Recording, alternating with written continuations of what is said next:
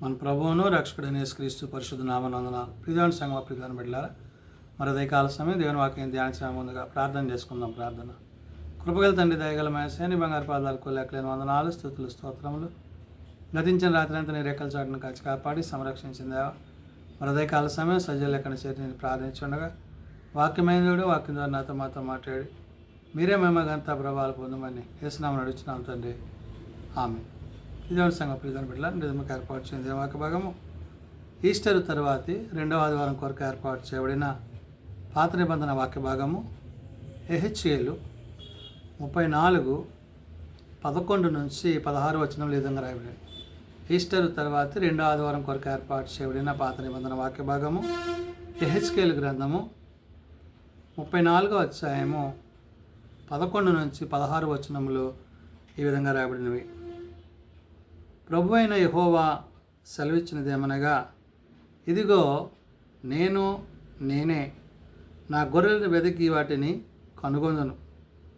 తమ గొర్రెలు చెదిరిపోయినప్పుడు కాపరులు వాటిని వెదకున్నట్లు నేను నా గొర్రెలను వెతికి చీకటి గల మబ్బు దినమందు ఎక్కడికెక్కడికి అవి చెదిరిపోయానో అక్కడి నుండి నేను వాటిని తప్పించి ఆయా జనములలో నుండి వాటిని తోడుకొని వచ్చి ఆయా దేశములలో నుండి వాటిని సమకూర్చి వాటి స్వదేశములోనికి వాటిని తెచ్చి పర్వతముల మీదను వాగుల వద్దను దేశమందున్న సకలమైన కాపురపు స్థలములందును వాటిని మేపెద్దను. ప్రియదేవుని సంగమా, ప్రియదేవుని బిడ్డలారా, దేవుడైన యెహోవా యెహెజ్కేలుతో చెప్తున్న మాట, చెదిరిపోయిన గొర్రెలను, తప్పిపోయిన గొర్రెలను తిరిగి ఆయన దారిలో పెడుతున్నాడు. అంటే ఆయా దేశాలలో, ఆయా ప్రదేశాల్లో మరి దేవునికి దూరంగా ఉన్న బిడ్డలందరినీ మరలా దేవుడు తన వాక్కు చేత, మాట చేత, తన సేవకుడి చేత ఒక చోట ఆయన కూర్చబోతున్నాడు. కాబట్టి ఇక్కడ ప్రభు అయిన యెహోవా ద్వారా సెలవిచ్చిన మాట ఏంటంటే, ఇదిగో నేనే నా గొర్రెలను వెతికి వాటిని కనుగొందును. ఎక్కడైతే నా గొర్రెలు ఉన్నాయో వారందరినీ నేను నా స్వరాన్ని విన్నవో ఆ స్వరాన్ని విన్న గొర్రెలన్నింటినీ కూడా నేను మరలా సమకూర్చుదును.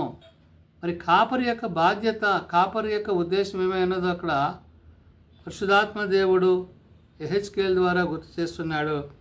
అందుకే అంటాడు, తమ గొర్రెలు చెదిరిపోయినప్పుడు కాపరులు వాటిని వెతికినట్లు నేను నా గొర్రెలను వెతికి చీకటి గల మబ్బు దినమందు ఎక్కడెక్కడికి అవి చెదరపోయానో అక్కడి నుండి నేను వాటిని తప్పించి అన్నాడు. అంటే చెదరపోయిన వాటిని మళ్ళా తిరిగి రప్పించడము, నశించిన దానిని అలా జీవంతో నింపడము, ఇవన్నీ దేవుని ప్రభువును బట్టి, ప్రభువు యొక్క కార్యాన్ని బట్టి చేయుచున్నవనే విషయాన్ని ఇక్కడ యెహెజ్కేలు ద్వారా చెప్తున్నాడు. అందుకనే తమ గొర్రెలు చెదిరిపోయినప్పుడు కాపరులు వాటిని వెతికినట్లుగా నేను నా గొర్రెలను వెతికి అంటాడు. అంటే కాపరత్వం కలిగిన బాధ్యత, ఒక కాపరి తన సంఘం పట్ల, తమ యొక్క విశ్వాసుల పట్ల ఎలాంటి బాధ్యత కలిగి ఉండాలో అటువంటి బాధ్యతని ఇక్కడ యెహెజ్కేలు ద్వారా దేవుడు గుర్తు చేస్తున్నాడు.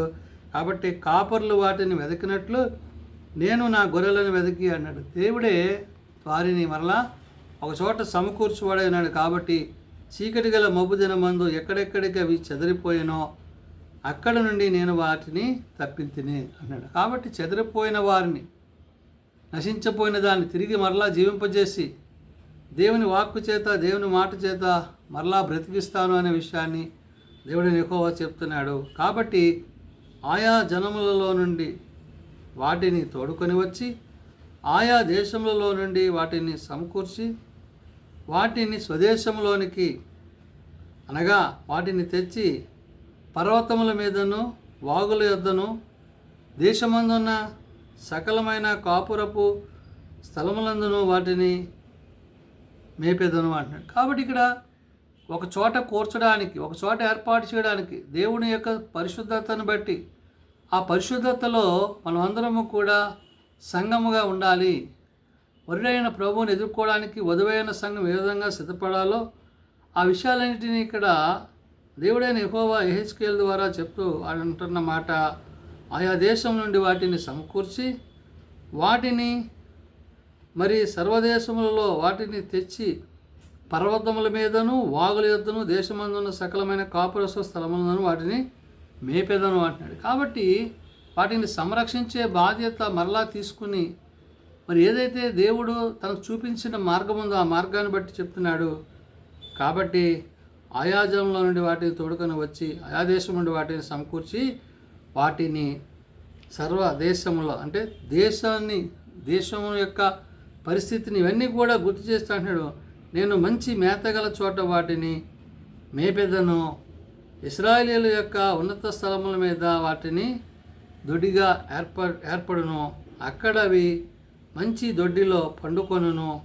ఇశ్రాయేలీయుల పర్వతము మీద బలమైన మేతగల స్థలములందును అవి మేను అంటాడు. కాబట్టి సంరక్షకుని యందు ఆ యొక్క బలమును బాధ్యతను దేవుడు వారికి ఇస్తున్న విధానం ఏదైతే ఉందో ఇవన్నీ కూడా ఆత్మీయంగాను ఆధ్యాత్మికంగాను వారిని ముందుకు నడిపించేవన్నవనే విషయాన్ని పరిశుద్ధాత్మ దేవుడు గుర్తు చేసినాడు. కాబట్టి నేను మంచి మేతగల చోట వాటిని మేపెదను అంటాడు. మంచి మేతగల అంటే సమృద్ధి అయిన ఆహారాన్ని వాక్యాన్ని అందించే విధానంలో మరి భక్తులకు సేవకులు ఏ విధంగా ఉండాలో అనే విషయాన్ని ప్రభు అక్కడ భక్తుడైన యెహెజ్కేలు ద్వారా గుర్తు చేశాడు. కాబట్టి ఇశ్రాయేల్ యొక్క ఉన్నత స్థలముల మీద వాటిని దొడ్డి ఏర్పడును అంటాడు. ఉన్నతమైన స్థలములందు ఆయన వాటిని సమకూర్చబడి ఉన్నాడు అనే విషయాన్ని గుర్తు చేస్తూ అక్కడ అవి మంచి దొడ్డిలో మరి పండుకొనును, ఇశ్రాయేలీయుల పర్వతముల మీదను బలమైన మేతగల స్థలం మీదను అవి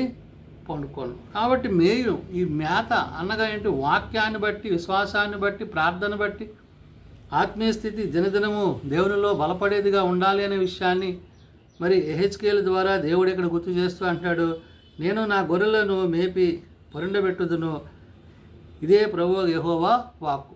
మేపడం అంటే వాళ్ళు కాపాడడం, వాళ్ళు సంరక్షించడం, వారికి అందించవలసిన ఆత్మీయ సత్యాలను తెలియజేస్తూ విశ్వాసంలో కట్టబడుతూ ప్రభు కొరకు ప్రత్యేకింపబడే విధానాన్ని ఇక్కడ గుర్తు చేశాడు. కాబట్టి నేను నా గొర్రెలను మేపి పరుండబెట్టుదును అంటాడు. అంటే వాటికి కావలసిన వాటన్నిటిని ఆయన సమకూర్చువాడై ఉన్నాడు. కాబట్టి ఇదే ప్రభువు యెహోవా వాక్కు అంటూ తప్పిపోయిన దానిని నేను వెదకుదును, తోలివేసిన దానిని మరలా తోలుకొని వచ్చేదను, గాయపడిన దాన్ని కట్టుటకు మరి కట్టుదును, దుర్బలము గల మరి ఉన్నదానిని బలపరచుదును, అయితే క్రొవ్విన వాటిని బలము గల వాటిని శిక్షను మేతపెట్టి లయపరిచేదను అన్నాడు. కాబట్టి ఏది దేవునికి చిత్తానికి లోబడుతుందో దాన్ని దీవించేవాడుగా, దేవుని చిత్తాన్ని కాక తమ ఇష్టాన్ని నెరవేర్చే వారికి శిక్ష కలుగుతుందనే విషయాన్ని ఇక్కడ పరిశుద్ధాత్మ దేవుడు గుర్తు చేస్తున్నాడు. కాబట్టి ఇక్కడ కాపరి యొక్క బాధ్యత సంఘము పట్ల, విశ్వాసుల పట్ల ఏ విధంగా ఉండాలో గుర్తు చేశాడు. కాబట్టి కాపరి అయిన ప్రతివాడు సంఘమునందు మరి విశ్వాసుల యందు మంచి ప్రవర్తన కలిగి, వారి యందు మంచి ఉద్దేశాలు కలిగి, దేవుడు అనుగ్రహించే ఆ యొక్క రక్షణ నిత్యజీవం ఏదైతే ఉందో దాని విషయంలో వారు ఎదుగులాగిన మరి పరిశుద్ధాత్మ దేవుడు అటు సహాయం చేయనట్లు భక్తుడైన యెహెజ్కేలు ద్వారా దేవుడు సెలవిచ్చినట్లు మరి ప్రభువైన యెహోవా సెలవిచ్చినది ఏమనగా, ఇదిగో నేనే నా గొర్రెలను వెతికి వాటిని కనుగొన్నాను. కాబట్టి దేవుని యొక్క సన్నిధిలో, దేవుని యొక్క కాపుదల్లో మనము సంరక్షింపబడి వెతికి ఆయన యందు జీవించే వారై ఉండాలని ఉదయకాల సమయమైన పరిశుద్ధాత్మ దేవుడు వాక్యం ద్వారా తెలియజేసిన మాటలు ప్రార్థన చేసుకుందాం. ప్రేమ నమ్మకం కలిగిన మా తండ్రి, కృప కలిగిన దేవా, నీ బంగారు బాధలకు లెక్కల వందనాలు, స్తుతులు, స్తోత్రములు. గతించిన రాత్రి అంతా నీ రెక్కల చాటును కాచి కాపాడి సంరక్షించిన దేవా, ఉదయకాల సమయం సజ్జలెక్కన చేరి నేను ప్రార్థించుండగా సృజించుండగా వాక్యమైన దేవుడు వాక్యం ద్వారా నాతో మాతో నీరే మహిమ గంత ప్రభావాలు పొందుకోండి. ఇదిగో నాయన, మరి ఎవరైతే ఇంకా నీరు తెలియక తమ హృదయాలు కఠినపరుచుకుంటున్నారంటే వారికి జ్ఞానము తెలివి బలమైన ఆరోగ్యం దయచేయండి. ఏ ఒక్కరు నశించగా అంతరందరూ మార మనసు కలిగి పాపక్షమాపణ కలిగి నేను చిరాజ్యం అందు చేరగలిగిన కృప దయచేయమని ప్రభా, ఇంకనూ నీ మాటలు ఏందు నిలిచి జీవించే ధన్యత ప్రతివారు కలిగి ఉంటకు నీ రాకడ తగిన సిద్ధపాటు అందరికీ దయచేయమని యేసునామములో వచ్చినాం తండ్రి, ఆమేన్. పరలోకమందున్న మా తండ్రి, నీ నామం పరిశుద్ధపరచబడు గాక, నీ రాజ్యం వచ్చుగాక, నీ చిత్తం పరలోకమందు నెరవేర్చినట్లు భూమి మీద నెరవేరుగాక.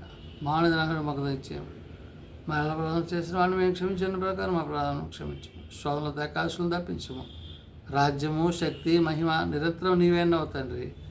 ఆమేన్. మన ప్రభువైన దేవుని ప్రేమ, ప్రభువైన యేసుక్రీస్తు కృప, ఆదరణకర్త అయిన పరిశుద్ధాత్మ సహాయము సదా తోడేండి సంరక్షించును గాక. ఆమేన్.